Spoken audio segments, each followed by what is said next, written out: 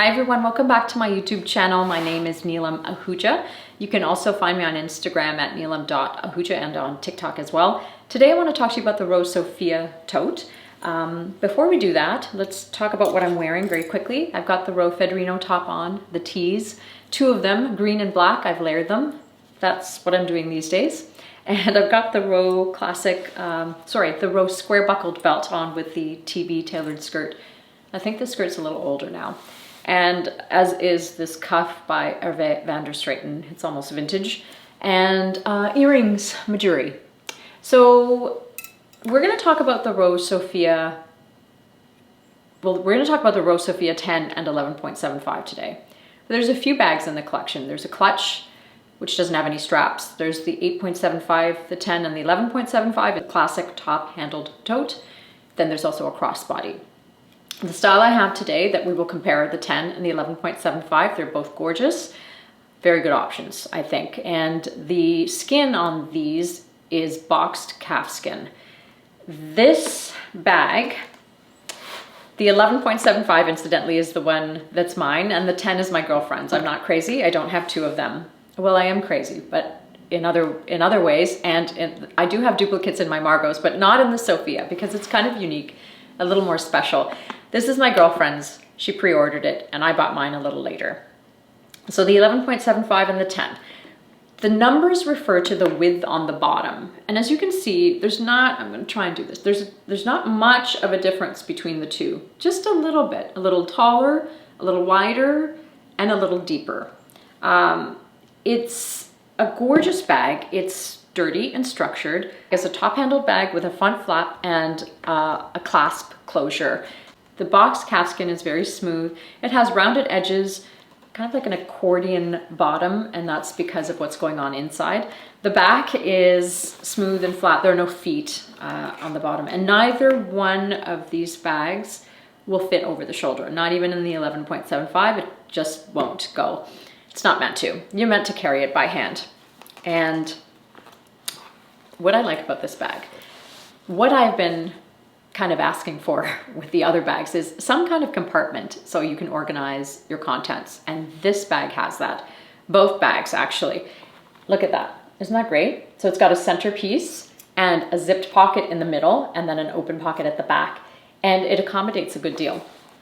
Both the bags are organized this way. The inside of the 11.75 is black. And then my girlfriend's 10, the inside is this gorgeous muted brown. Kind of like a taupey brown, smoky brown. Oh, it's really pretty. Same on the inside. I'm going to show you what will fit in it. I've got here sunglasses. No problem in their case. A full-size wallet. This is actually a wallet by the ROW, really, really cool because it's got a snap closure. I love it. Full-size wallet goes in. Phone goes in. And I still have room. I still have room in the zip pocket. I still have room at the front, at the back. That goes into the 10. So obviously the 11 is going to carry more.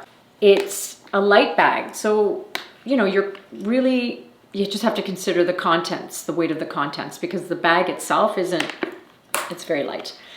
It's a really nice thing to have a light bag. The 11.75 is just a little heavier than the 10, obviously. Just one point about the skin.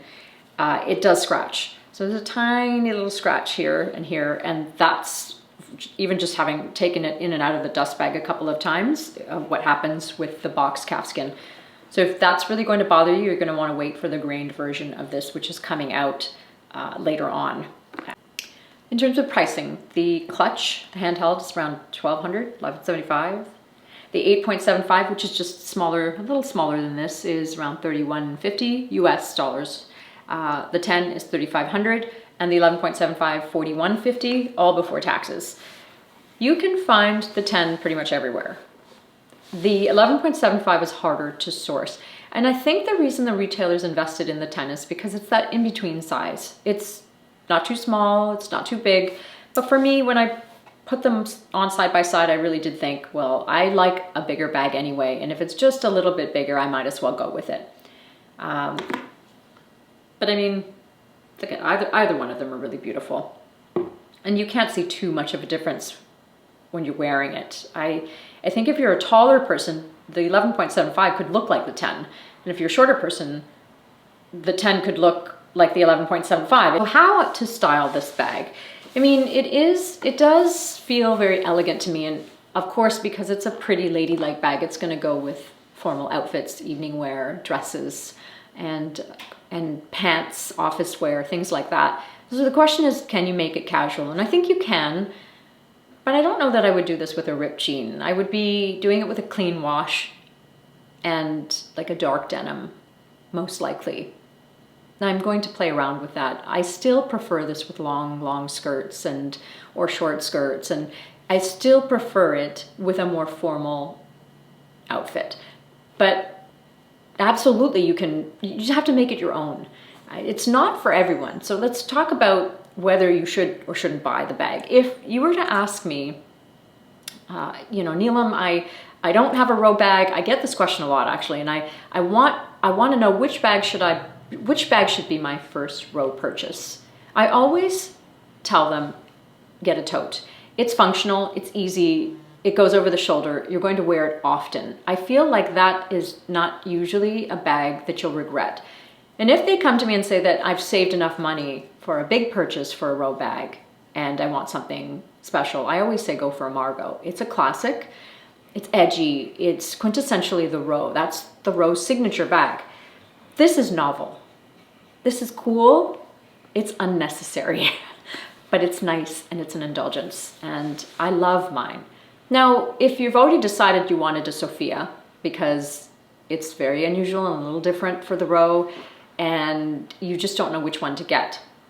If you're looking for an evening clutch, then do the clutch. That's the only one in that category. But if you're looking for this classic top handle tote, there's the 8.75, the 10, and the 11.75. Which one?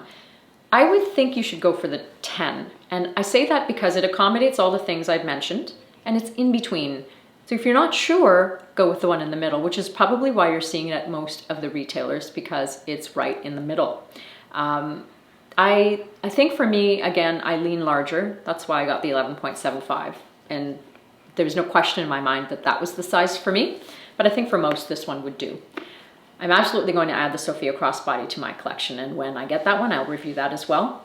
That is your Sophia bag review. I'm trying to think here if I've forgotten anything. And if I have, feel free to leave me a message. You can check the sites for measurements, by the way. They always mention the dimensions. I don't want to spend too much time on that because that information is very readily found on the websites. I just think for me, what you need to see from me is what it looks like against my body, how the two compare, and of course, whether or not it's a good investment. And I've already spoken to that. Okay, before I sign off, I want to talk to you a little about the BOSCO cover, because it was one of the special features on the bag in the runway show. It is a ridiculous indulgence. It's around $700, and it's a blanket for your baby. And it does fit on both of them. I like the cover, and I think it's a really pretty, it's funny. You know when you get a bag and then there's that packaging, the felt packaging that comes with it? It kind of reminds me of that, but obviously this is cashmere that's felt. This is lovely and really pretty, and even more unnecessary, I would say, but I couldn't go without. I think that it's chic, and the only issue is that the tag, it shows when you wear it with the tag at the back, so you probably want to flip it the other way so that doesn't show. It really doesn't get in the way of getting contents in and out of the bag, so I wouldn't worry about that. It's just whether you think it looks a little goofy and whether it's necessary. I posted this, and I think I posted it with my Margot bag, because I have been using this on other bags, not just the Sophia. And some of the comments were, well, why do you need a blanket for your bag, or what's the point? And there is no point, much like earrings for ears or a bracelet for my wrist. It's fashion can be fun. It should be fun. And that's what this is. So if you are thinking that you're going to get the Sophia bag and you want to have the full package, I would get the cover as well. And that is your Sophia 10, 11.75, and BOSCO cover review.